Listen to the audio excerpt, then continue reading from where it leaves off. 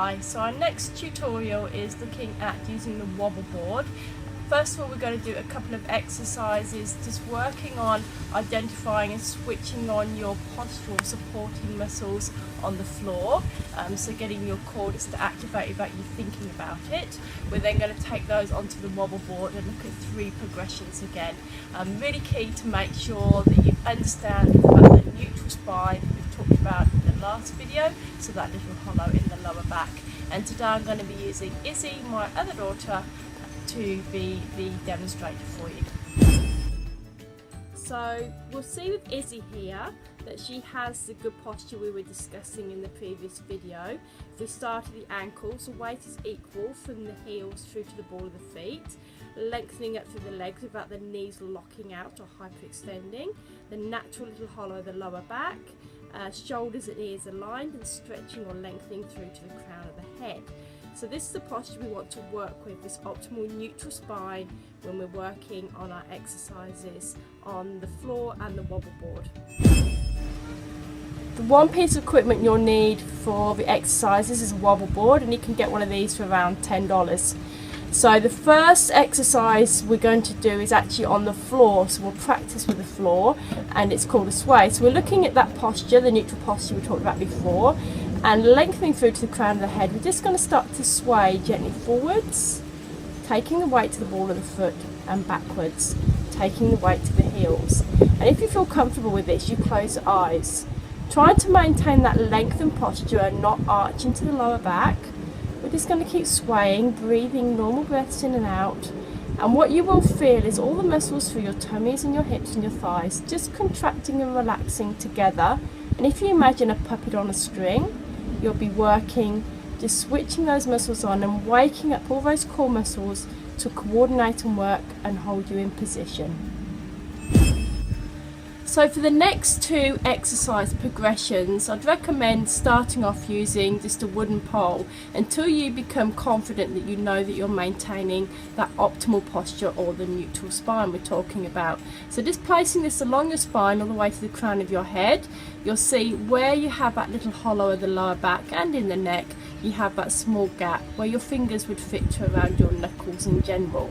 What we're going to do now is a hip hinge, and Izzy is just going to lengthen forward from the hips just as far as you can go, maintaining that natural curve of the lower back.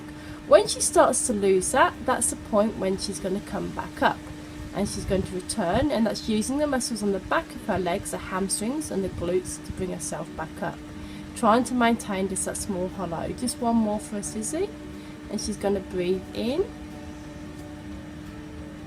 and she's going to breathe out. You might find initially your range of movement is much smaller, so you can't go as far, and that's fine.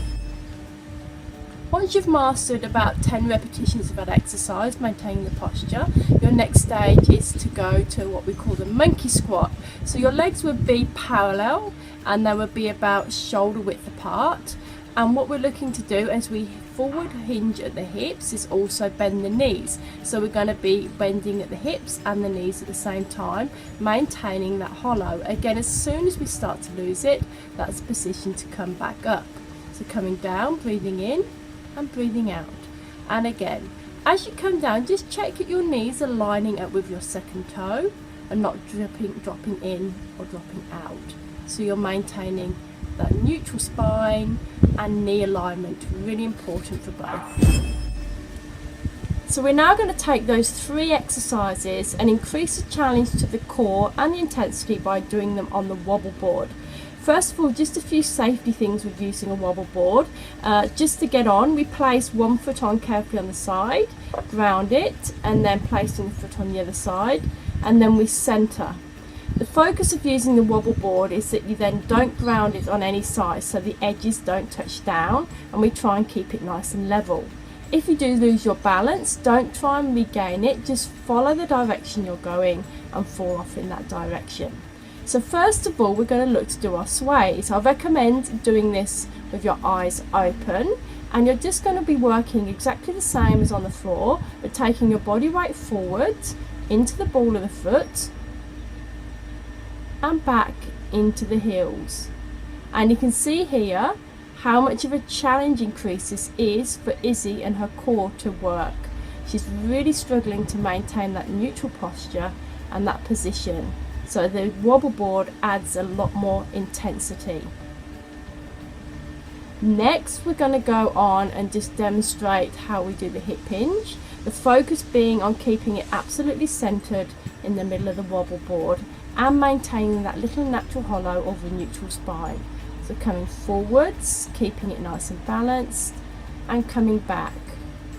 And you see here, there again, how Izzy's really struggling already to keep that hollow in the lower back. It's increasing, and she used to use her glute max, the buttock muscles, and the hamstrings to do that. So she really needs to work on this exercise. So maybe Izzy, one more, really trying to focus on keeping that posture good. A little bit more with the tummy muscles there. It's just a bit too much of an arch in your lower back.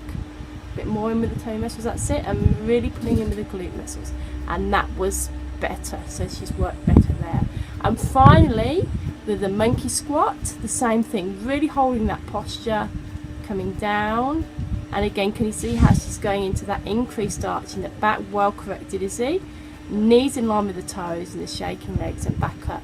And we're starting to just drop back, so we can see how much of a challenge that is using the wobble board. So it makes it a lot more complex, and we should be able to do 10 of each of those quite comfortably on the wobble board.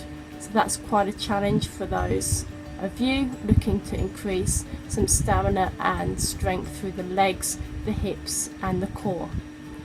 Thanks guys. Remember, as always, if you have any medical conditions, if you feel dizzy or faint, anything else, get checked out and stop immediately. Thanks Izzy, thanks. Thank you for watching, and stay tuned for our next video. Bye guys.